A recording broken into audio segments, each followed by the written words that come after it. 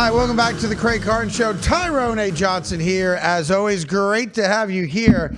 Remember the story I told you guys yesterday that Odell Beckham went on the Pivot podcast and said it's hard to make $100 million and maintain any level of wealth? Remember that? I do remember Apparently, the word on the street now, and again, don't believe everything you read, so I'll take it with a bit of a grain of salt because not only did he make just over $100 million in his playing career, he obviously made millions of dollars in endorsements as well. Yes. I don't know the exact number of that, but he made well over $100 million in his relatively short NFL career when you consider, how he jumped on the scene on that Monday night for the Giants against the Cowboys with that one-handed catch. But I was watching a streamer yesterday with Odell Beckham on it, so this isn't like... By the way, it's now confirmed. Good, so it is. It is confirmed. What you're about to say is confirmed. So Odell Beckham apparently is near bankruptcy, all right? And was, I guess, selling off some of his game-worn and game-used memorabilia. One particular pair of cleats, I think, sold for $50,000. I think the cleats he wore in the Super Bowl when he tore the ACL and had that great first half and had the touchdown. It looked like he might be in the running for Super Bowl MVP prior to going down with the non-contact torn ACL. So he went online or with a streamer, and they did a live auction, and a dude bought those cleats for $50,000.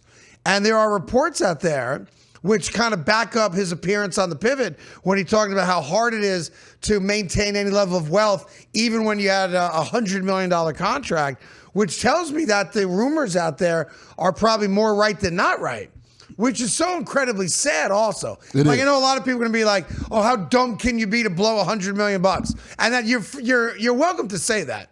Because for the far majority of us as Americans, we'll never see $100 million in our lifetime. Most of us will never see $10 million in our lifetime. And when you see a guy who was given a gift at birth with athletic ability to get him to the NFL, a lot of hard work goes along with that, to make over $100 million in a relatively short amount of time, let's say in his case a decade, all right, to make $100+ million, and to wake up broke, that's crazy for most people. It is, but... And there's a part of me that, I feel bad for him. Yeah, we've seen this, though. Because, once you've had money, it's very hard to live without having money. Right. And I've lived that not on that level. But you've lived where it. I made a lot of money. I filed bankruptcy. I was literally looking for change under couch cushions so that I could buy myself breakfast. Right. Like, I lived it. So I get it. So I have empathy for Odell Beckham, for Antoine Walker, and other guys that have blown through fortunes because I lived it. But there's also a part of me that's like, man, haven't enough of us experience publicly what we experience where the next generation will learn from our mistakes? Yes, but... That's crazy, though. But the young men in general, because they talk about young men don't go to the doctors and a lot of things, it doesn't extend just to on the field. These guys also think they're invincible off the field. Sure. He believed that he was going to come back from these injuries, get back to the level of play that he was at, and make a bunch more money. And it didn't happen. I think his last year for the Dolphins, he made just over $1 million.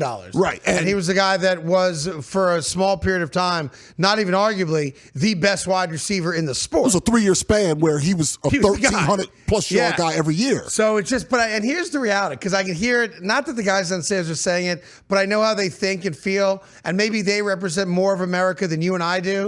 There's a sense of almost gloating from some people, like rooting for his demise, wanting to watch him suffer, like get joy out of the fact that he blew $100 million. Yeah. Now, I'm not that guy because, again, I didn't blow $100 million, but I blew what I had, and it's all relative to what you have. Yeah, it's always relative. But, there's also an aspect of it, they always say, be careful who you step on your way up. Because those are the people that are there on your way down too, right? Yep. And if you act like an arrogant a-hole, I'm not saying Odell did, or you turn people off, throughout your career based on the way your personality, your behavior, that kind of stuff, don't expect people to feel sorry for you when you hit rock bottom again.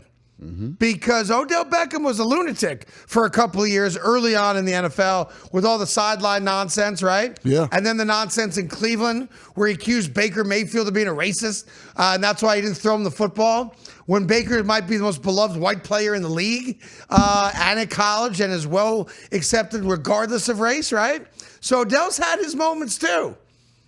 He did. That doesn't mean you root for his demise, but I cannot believe that he's resorted now to selling off his game-worn gear so that he can pay bills and have money in his pocket. I choose not to believe that he's on the verge of bankruptcy, but his words and actions tell you he's on the verge of bankruptcy. It does, and it's right? and I still go on, it's sad. It is sad. Because he had the world. Yep. By the short hairs, exactly right. Hey, coming up, we got, again, a reminder, the biggest story in sports that we're the only people talking about. We'll give that to you because I have an update on things in regards to that.